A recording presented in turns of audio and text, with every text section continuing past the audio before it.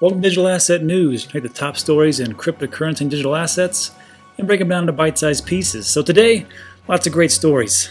First of all, NBA players' contract tokenization plan can move forward, states reports. Also, video games giant Ubisoft is looking for blockchain startups to invest into. Brazilian banks could soon, if not impending, cut off banking support for local cryptocurrency exchanges. And what's up with Coinbase? All right, let's get to it. First of all these stories are stories about adoption, mass adoption, and how things are moving forward briskly in this space. So this was a story that really didn't jump out at me at first, but then when I got into it, it was fantastic. It was marvelous. And I got to give credit to the person that wrote these articles. So let's take a look real quick. NBA players' contract. So first of all, I don't know who Nicholas D is, but I'm going to find out him. I'm going to find him on Twitter and just check him out because this was a great article. Anyhow, it talks about Brooklyn Nets guard Spencer Dinwiddie will be able to tokenize his contract after all. And when I read that, I'm like, great, good for him. NBA players make more money, because I don't know if they make enough. But it was just interesting because what's going to happen and the ramifications moving forward, not just for NBA players, but tokenization in general. So let's get into it. Dinwiddie will issue shares tied to his contract beginning January 13th, months after the NBA pushed back on his plan to create a tokenization platform.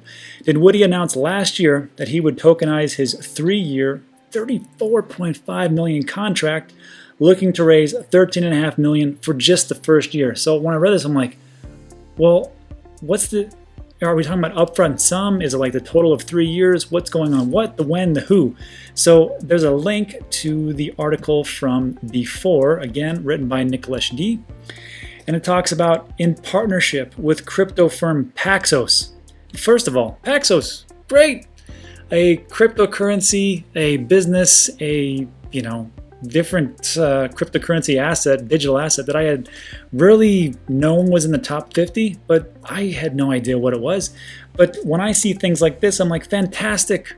One more digital asset goes up, one more cryptocurrency asset goes up. I'm happy because what's good for one is good for all. This type of information brings everybody up. As the water comes into the harbor, all the ships rise, and that makes me happy for all my other investments. Anyhow, so I was thinking to myself, first of all, I was like, what is Paxos and what does it do? So I had to take a look at their website because I had no idea. So Paxos is a regulated stablecoin. Great. And it's combines with the US dollar. So it's pegged to the US dollar. Great. And I was just kind of poking around, seeing what they do. And I saw this thing called products. I'm like, Paxos Standard, Pax Gold, Binance, blah, blah, blah. Commodities and post-trade, security settlement service. Geez. I'm like, how'd they get away with that with the SEC? And then I did some more research and I found this nifty little article. Paxos wins the SEC no action letter to settle equities on a blockchain. In the day and age of when different projects are getting penalized left and right, we have to take a look at this and go, well, what did they do? Are they just that fantastic because they're a stable coin or what happened? But they're dealing with securities. So reading this article, it says the U.S. Securities and Exchange Commission granted Paxos Trust Company no action relief Monday to settle equity services trades on a blockchain platform for broker-dealers. Great.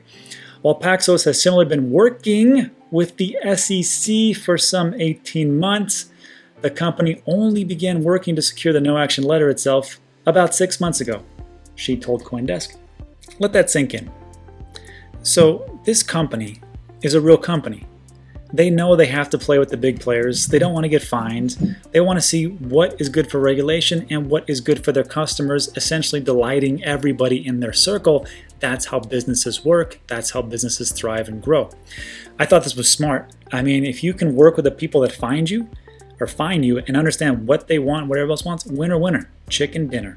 That's, like I said, what businesses do. And that sounds like another company I heard about that you may hear me talking about on this channel. Anyhow, I thought it was interesting how they did that, so let's get back to this story. So in partnership with the crypto firm Paxos, NBA guard Spencer Dinwiddie looking to raise $13.5 million by tokenizing the first year of his 3-year, $34.5 million contract. I was like, why does he want to do that? What's the point? So this is dubbed the Dream Fan Shares platform. Investors in the securities offering will earn interest through Dinwiddie's bi-monthly paycheck. Minimum buy-in is $150,000. So for people like you and me, we probably aren't going to be investing in this. This is for accredited investors. So sure, great. But it is interesting how this is going to go play out. So the guard for the Brooklyn Nets told CoinDesk that his contract is fully guaranteed, meaning investors do not risk losing their funds if he is injured or otherwise unable to play. He is set to earn $16 million this season regardless, trading $2.5 million in earnings for the certainty of an upfront payment. So I get it. So what he's doing is going, look, I don't want to get my payout week by week. I want it all up front. I want all my money. I want liquidity. And if you do that for me, then I will give you a percentage, and I'm going to lose a little bit of money, but I'm going to get everything up front. So I think it's a pretty good idea, especially when we talk about liquidity and using assets, which we're going to get to in a little bit. Hold on. All right. Essentially, he says you hold the token, and it's kind of a marker. They all represent shares in the issuance, so it's not like ownership of the player or something like that. It's contractual value. In return, Dream Fan Shares investors receive SD8 tokens, named for Dinwiddie's initials and numbers. The Paxos Trust Company will provide custody and escrow services for the project, paying token holders by way of its dollar-peg stablecoin, the Paxos Standard. Great. I think it's like 33 in the top 50 cryptocurrencies. All right, so every asset class has its associated fixed income products attached to it, and when you look at the NBA, you look at the entertainment as a whole, and this is what Dinwiddie's talking about. These are brokers, he says. The brokers kind of determine the value of the assets. The assets are revenue-generating vehicles, which is us. It's not the value of our intellectual property. It's us going out and playing every night and helping the league out. So basically, broker is the NBA, assets are the players playing the game. Got it. So moving forward, Dinwiddie, who played 3 years at the University of Colorado before declaring for the NBA draft, sees tokenizing assets as a way of preparing for a potential global recession. Smart guy. Because the tokens would not be tied to the legacy financial system, they may well be recession resistant, he said. Unfortunately, I think Paxos is tied to the US dollar, so okay. Anyhow, recession concerns aside, simply by receiving a portion of his contract up front, which is smart, rather than in installments throughout the season, as he would normally be paid, Dinwiddie said he will be able to invest his payment into some sort of vehicle, which should in turn ultimately lead to a larger return for him. So that's fat. It's a big, fat upfront payment, which equals liquidity. And this is why liquidity is so important for businesses. I mean, look, if I could tell you right now, imagine if you're able to be paid 10 years of future salary right now today. And I don't know how much you make. Let's say you make $50,000. I'll go, hey, here's $500,000. You won't get paid, but you just use that $500,000 right now. Liquidity, cash in your pocket. What are you going to do with it? What kind of investments are you going to do? Are you going to put it into real estate? Are you going to put it in the stock market? You put it in cryptocurrency, digital assets? It doesn't matter. I don't know what you're going to do with it, but you have the liquidity to do the things that you want to do and make investments in the way that you want to play your life out. So, if you have all that money up front, works out pretty well as long as you invest wisely. And then he sounds like a pretty smart guy, so hopefully he will. But that is essentially what is happening. I think it's beautiful. I think it's a great idea. And moving forward, using a blockchain-based platform would help assure investors of what they're buying into, he said, adding, I think blockchain lets us do that more efficiently. It's more transparent. No one's going to think we're going to run off with their money, which is great. That's what blockchain does, transparency. Fantastic. But there's a catch. This is the last part of the article. The NBA told The Athletic in a statement the league was reviewing the modified plan, indicating it may not have actually given Dinwiddie the sign-off to go live on Monday as he intends, but who knows?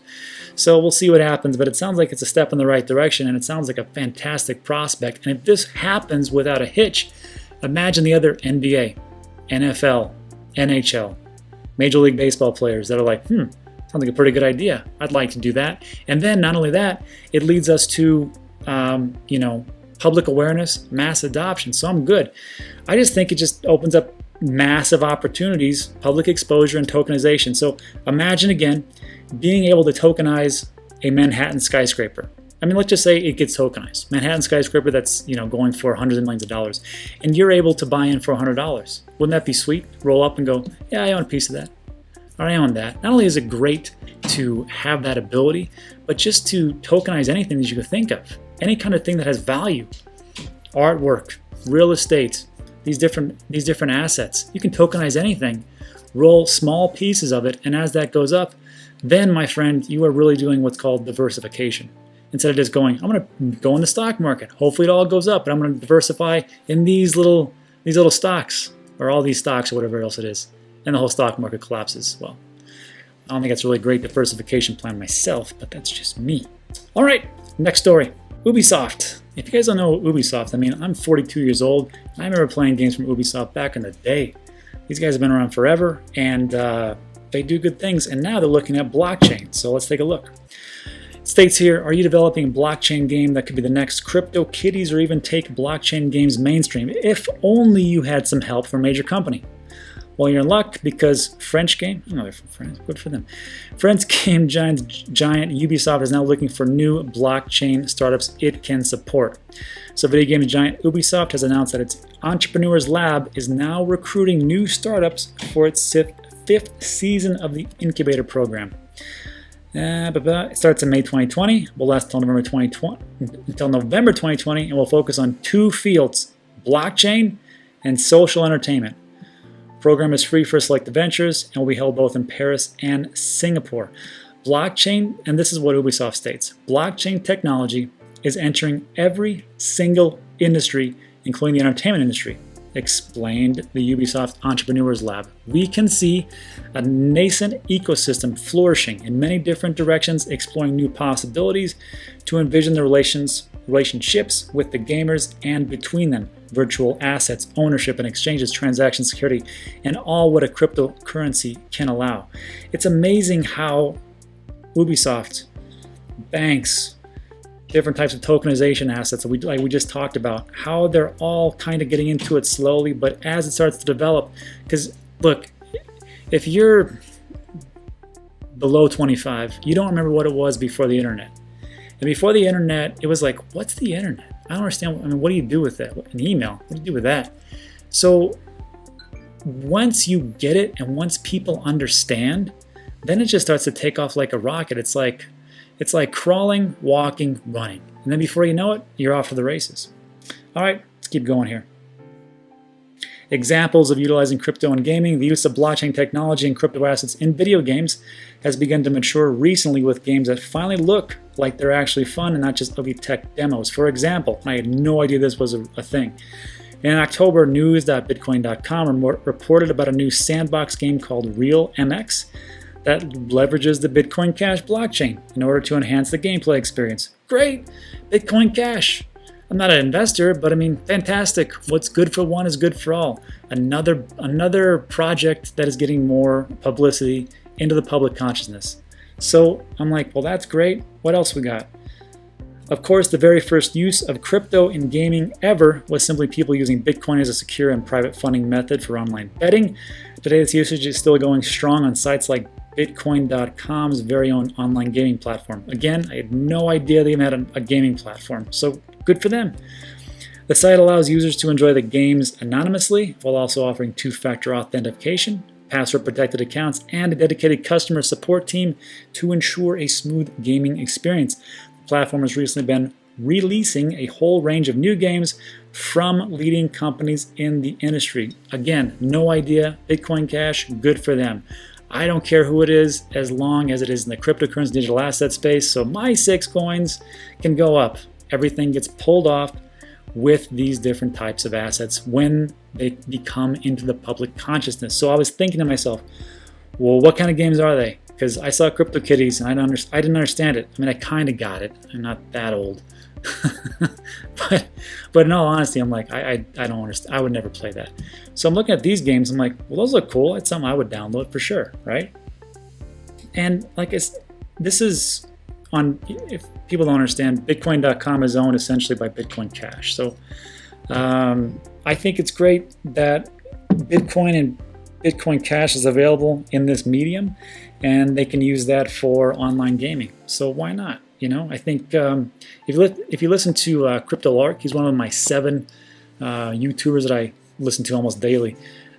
He's one of the guys that said, yeah, gaming is going to propel cryptocurrency into the next level. So we'll see. We will see. But I thought it was interesting that this is all playing out and different projects are getting their, doing their due diligence and making strides. Next story. Brazilian banks could soon cut off banking support for local crypto exchanges. This is kind of dangerous, but I saw this again as more mass adoption. And here's why. So 2 large commercial banks in Brazil, Itau and Banco Bradesco, have started refusing to abide by an agreement preventing them from closing the accounts of local cryptocurrency exchanges. Brazil's Administrative Council for Economic Defense, or CADE, ruled in December 2019, not too long ago, because it's January 10th, 2020, that banks were somewhat justified in shutting down the accounts of local cryptocurrency exchanges. The financial institutions argued there is no strict, I think that's a key word here, strict, know your customer compliance among exchanges, which means there are money laundering risks. Look, if you have opened anything up as far as cryptocurrency exchanges, you know that KYC can be pretty extensive. Like when I went to Coinbase, it was like, give us your driver's license, give us your social security, give us your last 3 addresses, let us know all about you. I'm like, Jesus, I mean, if I have to open up a bank account, I have to do that much, but I did with Coinbase. Binance was kind of like the same thing if I wanted to increase my levels and my trading. So sure. Now, I don't know what these cryptocurrency exchanges are doing, but I mean, if they're not doing things like that, then I can kind of see it. I mean, money laundering prior to cryptocurrency, that was, in 2009, Bitcoin, Genesis block was done. All types of money laundering was done by cash or fiat. However, it was just a little bit harder. I mean, I don't know how much harder. I've never done money laundering. I assume it's difficult, but not too tough. Not to get off topic, but yeah, I mean, if you have a cryptocurrency, that's the whole point, right? Monero, the transactions that can't be traced and are anonymous. Well, I don't know about traceable, but they're anonymous. So I get it. I mean, even like, look, 6 months ago, I tried to open up a bank account in the city that I live. And this was for my online education website, which has been going strong for a decade, and they turned me down. And you know what they told me? They turned me down? They said, oh, well, I swear to God they said this, we're afraid of money laundering. And I was like, are you effing kidding me? I've been doing this for 10 years. I claim this on my taxes, and you're saying this? Like, yeah, exactly. So essentially, go find another bank. And I had to go find another bank that dealt with online businesses. So I mean, banks are very old school, right? And when I keep hearing about these central bank or commercial bank digital coins, however you want to call them, central bank digital coins, CBDCs, and they're going to innovate the whole landscape, I'm like, yeah, right. They are old school. They move at a snail's pace. And when I hear about things like, oh, well, these big companies are going to come in and they're going to start to do all this stuff with cryptocurrencies and digital assets, and they're going to take over. I'm like, no, they're not. No, they're not. Look at Microsoft. Just look at Microsoft years ago. Okay, they're still a huge company. So why couldn't Microsoft take over the web browser platform and just dominate and let Google get in there and do it and run it and have its run? Let's take it one step further. Let's take a look at the search engine. Why couldn't Microsoft beat Google for the search engine? Google destroyed them. Does anybody use Bing? First of all, does anybody know what the heck Bing is? Well, Bing is a search platform by Microsoft that was trying to compete with Google, and all the resources, they still got stomped. Look, when you get to be big business type, I mean, there's so much you just become top heavy. You become bloated. You can't move really well because you have to go through all these checks and balances. You have to go with, I got to go through Pete, who's got to go through Henry, who's got to go through Jessica, who's got to go through this other guy to get something approved, and then hopefully it all works out. And you're not nimble, and you just can't do it anymore. You're just too big. Not too big to fail. You're just too big, and you can't do things. You can't be as quick as the startups, and sometimes they just pass you by. And then I don't want to go off on a rant, but that's why when I hear about banks are going to innovate, I'm like, no, they're not. No, they're not. So that's just my opinion. I think I'm right, but only time will tell. All right. So moving on with this story.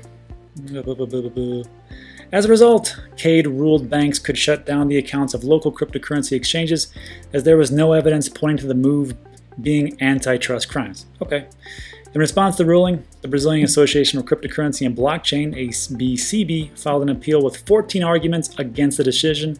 Among these were allegations of obscurity, omissions, and contradictions. So this is going to get played out in the court. It's going to take a very long time. And in the meantime, it's just going to be an internal rift between what the people want and what the people can actually get and what the government is shoving down their throats. I feel sorry for Brazil, but there's a bright side. It says here, despite the bank's attitudes, Brazilian people appeared to be pro-crypto as the city of Fortaleza, capital of the state of Ceará, I did not say that right, has announced it'll be selling transport tickets for Bitcoin. So there's just another example of mass adoption, and I couldn't be happier. So look, these things will happen, but I believe that people are going to push things forward into the things that they actually want to make their lives easier, better, and cheaper. That's just how I see it. And last up, what's up with Coinbase? What's up with Coinbase? So I went to go log in and I was looking at my account. This actually was going through Twitter. And I was like, all right, let me log in. I looked up, I'm like, what the heck? Bitcoin, Ethereum, Bitcoin Cash, Litecoin. I don't believe that's correct in the numbers. Now, when I log in, it looks totally different. I mean, it doesn't really have numbers. It just says what my account is and all my 6 coins. So I'm curious. I've seen Twitter accounts where they say, here's what it looks like before you log in, here's afterwards. And XRP is not in the top 10, 15. It's just kind of like floating there somewhere. I thought to myself, what the heck's going on? I mean, I just don't understand why they don't do this. It doesn't make any sense to me.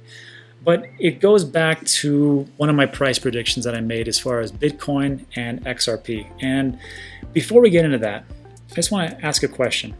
There it is. Can we all agree that all-time highs are attainable?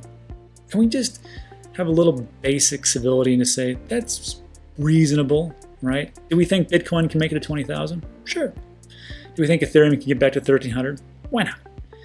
Do we think that Litecoin can get to $300 or whatever it was? Sure. So, I mean, do we think that XRP can get to $3.40? Why not? I think it could do that. Or tomato coin. Well, not tomato coin, but you know what I mean. Like all the different things that are out there. If we can agree on that, because let's be honest, in 2017, it was all speculation. I mean, Bitcoin, the transactions were super slow, super expensive. I mean, people had heard about it, but it was all by speculation and people running in FOMOing. There was no infrastructure laid down. There was no tracks. There was no like different mass adoption. Institutions weren't really here like they are now. Like we have places like Fidelity Digital Assets, even TD Ameritrade for cryptocurrency trading and stuff like that. So, I mean, if we look at what was and what is going to be, I don't see a reason why all-time highs for all of the top 30 coins right now, top 50, top 100, I don't know. Let's just say the top 10 can't all reach the all-time highs. If that's true, makes sense, right? So here is my price prediction and a couple of things that I wanted to go over. So first off, the price prediction that I had for Bitcoin is pretty conservative as far as like all the different people out there. So we just look at history, right? History doesn't always repeat, but sometimes it rhymes. So in the first halving, remember that Bitcoin came around in 2009. So the date of the halving, and if you don't know, the halving is when the rewards of the blocks for the miners is cut in half, which kind of sucks for them. I mean, don't feel so bad. They're still doing okay. So went from whatever it was to 12.5, and then in May 2020, it's going to go to 6.25. So the first halving happened on November 28, 2012. That's when, boom, like, okay, from one day to the next, you're doing the same work for half pay. That sucks, but that's how it is. And then the date of when it actually hit the all-time high was December 2nd, 2013, roughly a year later. Okay, that makes sense. So the price of the halving was $12.31 on November 28, 2012. And let me remind you, in 2009, 2010, it was pennies, cents, nothing at all. And when I had seen a post where someone was freaking out because Bitcoin went to $1 and it was on par with the US dollar. They could not believe it. They're like, this is amazing, I can't, it's just amazing. And now look at it. I mean, people would probably lost their mind. That's a 12x from $1 to $12. I'm like, whoa. And if I would have had like 1,000, Bitcoin back there, I'm like, wow, it went up 10x. I got 10 grand. This is crazy. So, not to get off topic again, but so we go from $12, and then in 1 year's time, from the date of the halving to the all-time high was a year. It went from $12 to $1,000 roughly. That was an increase by about 8,000%. Okay, got it. Second halving happened on July 9, 2016. And then within a year and a half, on December 16, 2017, it went from $650 on July 9, 2016 to almost 20 grand on December 16, 2017. Amazing, right? That's an increase of 3,000%. So from the first halving to the second halving, it went down by about a third, okay? By about a third. I don't want to get into percentages, but about a third. Great. So if we extrapolate that, so the day from the first halving, it took about a year. Second halving took about a year and a half. Maybe the third halving takes 2 years. Year and a half, 2 years. Great. So it's going to happen in May 2020. That means around May 16, 2022, that's when you're going to see an all-time high.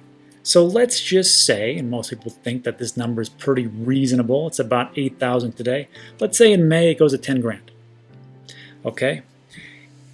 If we go from 8,000%, we drop it by a third, we get to about 3,000%. If we drop that by a third, that's about 1,000% or 10x. So 10,000 times 10, 100,000. Does that seem unreasonable to anybody that could actually happen with the market cap? Okay, doesn't seem unreasonable. Makes sense, right? So I took these numbers and I laid it out to XRP. And I said the exact same thing. I said, look, this is what's going to happen from here to here, a year and a half, 2 years, 2022. This is how it happened. So from the 2012 to 2013, the price of the halving was a half a cent. Oh, that sucks.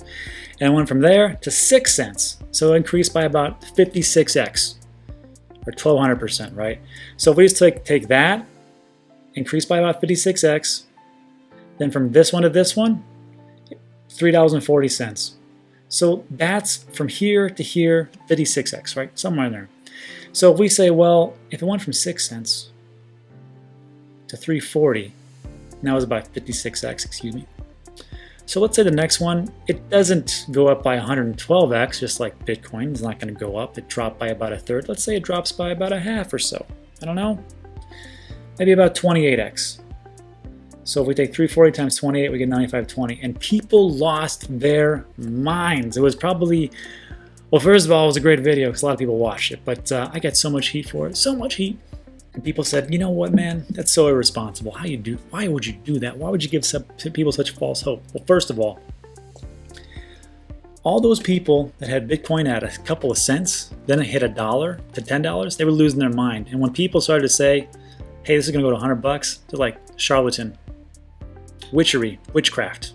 Get out of here with your nonsense. And look what happened. So with this one, I'm not going to defend this because maybe I'm wrong. I could be wrong. But let's just say for giggles that it goes up to its all-time high. Right now it's about 20 cents. So it goes to 340. So that's about, what, 12x? No, that's 17x, excuse me. 340, 20 cents to $3.40. That's 17x. If we can all agree that at some point it's going to hit an all-time high, let's say it goes 2 years, 2022, and it's the all-time high. Hey, that's great. Well, Bitcoin's going to go up 5x from its all-time high. And if you put money in right now, $8,000 for one Bitcoin, that's a pretty good payoff, right? I mean, even if it goes to its all-time high, that's about 2.5. You're going to make a killing, right? So again, if we all agree it's going to an all-time high, and we take, let's say you don't have much money, right? Let's say you got $100. You scrape together $100. Is it really irresponsible to put $100 into XRP? Is it? 17x, $1,700. Just wait around for two years. Don't do squat. $1,700. Now, here's why I bring up Coinbase. Coinbase didn't list XRP until February 20th, 2019. The all-time high happened in 2017. You know how you had to get XRP? You had to go figure out how to get Binance. You got to go through the KYC checks, wait around. Oh, also, Binance during the bull run, they weren't accepting any customers because they were so maxed out. And Coinbase just had its nice little Bitcoin, Ethereum, Litecoin, and not much else. I don't even think they had Bitcoin Cash at that point. So during that time, there was no XRP. But can you imagine if there was a bull run going on, and you've got Bitcoin sitting there at 12,000, then it goes to 13,000, then 14,000, then 15,000. You're like, man, I can't afford that. But you see this small coin over here. It's like, it's going from $2 to $2.25 to $2.50. I can afford that. That sounds all right. And then, hold on. I think it would have done even better, even bigger on Coinbase. So let's just take that in 2022. Right after, let's just say it after the halving. Can you imagine if Coinbase does its job and lists the coins correctly, and they've got Bitcoin 1, Ethereum 2, and XRP 3 where it is? Nobody can deny that's where that is. It's supposed to be in the third place. Can you imagine if people are there going, wow, Bitcoin's 10 grand, and then I see XRP at 32 cents, maybe I'm going to put some money into it. Not only that, but all the track that has been laid, all the different infrastructure, the utility, moving $100 million through MoneyGram into Mexico, I think it's a winner. The only thing that I think is not is it going to hit its all-time high, but when is it going to go above that, and how high is it going to go? Is a 95.20 attainable? Don't know. But those are the numbers, and that's just how it works out. Anyhow, it's food for thought. Thanks again for listening to the rants. I really appreciate it, and I will see you guys on the next one.